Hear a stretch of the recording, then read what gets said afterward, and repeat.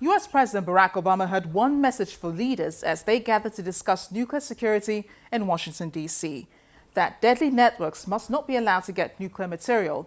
He said no group had succeeded in obtaining bomb material, but that Al-Qaeda had long sought them, and he cited actions by Islamic State militants behind recent attacks in Paris and in Brussels that raised similar concerns.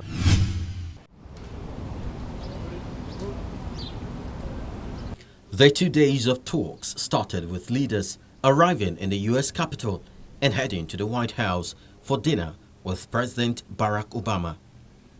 With less than 10 months left in office to follow through on one of his signature foreign policy initiatives, President Obama, for the last time, convinced leaders from more than 50 countries, Nigeria inclusive, for the Nuclear Security Summit, a high-level diplomatic process that started and will end on his watch. Russian President Vladimir Putin was absent from the meeting, and Russia has nuclear weapons. The recent deadly militant attacks in Brussels have fueled concern that ISIS could eventually target nuclear plants and develop radioactive dirty bombs. Despite significant progress by Obama in persuading dozens of countries to rid themselves of bomb-making materials or reduce and safeguard stockpiles, much of the world's plutonium and enriched uranium remains vulnerable to threat. During the opening plenary at the Walter E. Washington Convention Center, President Obama said terrorists would find it harder to obtain nuclear material thanks to a key treaty ratified by 102 nations. A treaty he expects will be effective soon. I'm also pleased to announce that in recent days, after many years of work, 102 nations have now ratified a key treaty, the Convention on the Physical Protection of Nuclear Material. As a result, we expect that the treaty will enter into force in the coming weeks, giving us more tools that we need to work together in the event of theft of nuclear material or an attack on a nuclear facility. Several of the nations here made the extra effort in recent weeks to complete this process in time for this summit, and I want to thank you very much for helping us get over the line. Once again, I'm making it clear that the United States will continue to do our part. Today, we're releasing a detailed description of the security measures our military takes to protect nuclear materials so that other nations can improve their security and transparency as well. For the first time in a decade, we're providing a public inventory of our stockpiles of highly enriched uranium, which could be used for nuclear weapons, and that inventory is one that we have reduced considerably. When it comes to our nuclear-powered ships and submarines, we're exploring ways to further reduce our holdings of highly enriched uranium. While North Korea's nuclear program has been a major concern for Western countries, there was no representative joining the talks.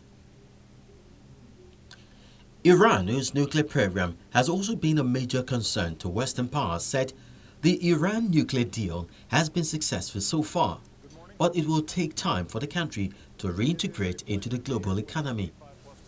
Already, Iran has dismantled 2/3 of its installed centrifuges. Iran has shipped 98% of its enriched uranium stockpile out of Iran. Iran has removed the Arak reactor core and filled it with concrete. If Iran were to cheat, the breakout time to build a nuclear weapon has gone from 2 to 3 months to about a year. In January, the IAEA verified that Iran had fulfilled key commitments of the deal. But it said the United States will address some Iranian concerns that it has not been able to take full advantage of sanctions relief under last year's nuclear deal. But Iran must also reassure businesses. During one of the plenary, China's President Xi Jinping made appeals to strengthen the global nuclear security architecture and promote global nuclear security governance. He pointed out that nuclear terrorism is still a big threat to the security of the international community, while the root cause of terrorism are far from being removed, and that nuclear terrorism remains a grave threat to international security.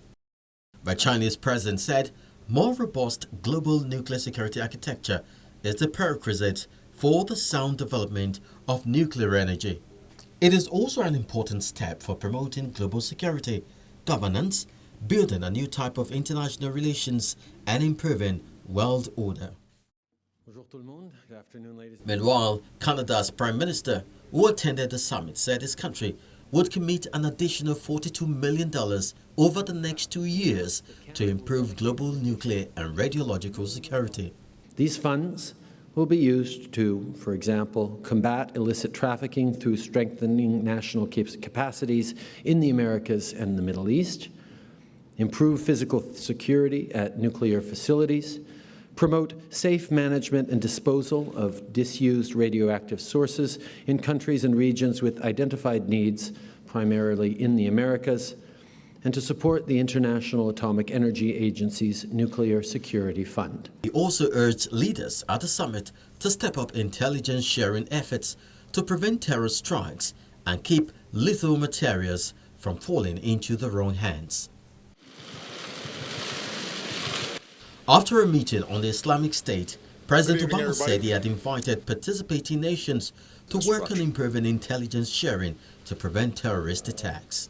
At our session on ISIL this afternoon, there was widespread agreement that defeating terrorist groups like ISIL requires more information sharing. Everybody understands the urgency in the wake of what's happened in Brussels and Turkey, Pakistan, and so many other countries around the world. As a consequence, our Director of National Intelligence, Jim Clapper, is continuing to engage with intelligence leaders from a number of our European partners on deepening our cooperation.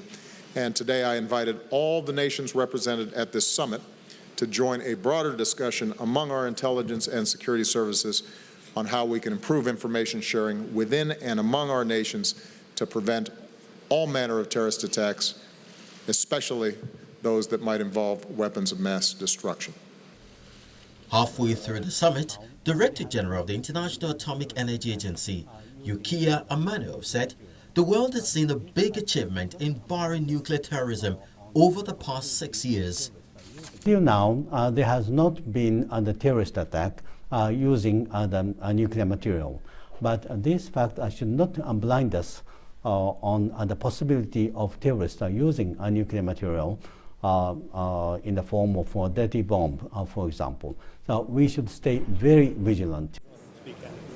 As the summit closed, President Obama urged world leaders to do more to safeguard nuclear facilities to prevent groups like ISIS getting their hands on a nuclear weapon or a radioactive dirty bomb. As ISIL is squeezed in Syria and Iraq, we can anticipate it lashing out elsewhere, as we've seen most recently and tragically in countries from Turkey to Brussels. And this means that the sense of urgency that we've shown in destroying ISIL in Iraq and Syria also has to infuse our efforts to prevent attacks around the world. We need to do even more to prevent the flow of foreign terrorist fighters. After the Paris attacks, the United States deployed surge teams to Europe to bolster these efforts, and we'll be deploying additional teams in the near future. When we come back after the break, we'll be analyzing the summit.